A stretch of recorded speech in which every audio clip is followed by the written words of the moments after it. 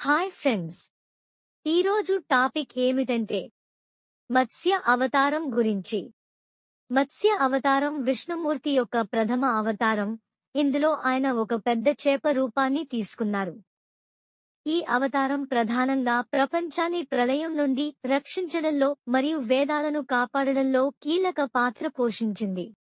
పురాణ కథనం ప్రకారం సత్యయుగంలో ప్రళయం రాబోతుందని తెలియజెప్పి విష్ణుమూర్తి రాజా సత్యవ్రతుడికి కనిపిస్తారు. ఆయన మత్స్య రూపంలో ఉంటారు. ఆ సమయంలో ఒక చిన్న చేపగా కనిపించి సత్యవ్రతుడు తన కపిలో ఆ చేపను తీసుకుని సంరక్షిస్తాడు.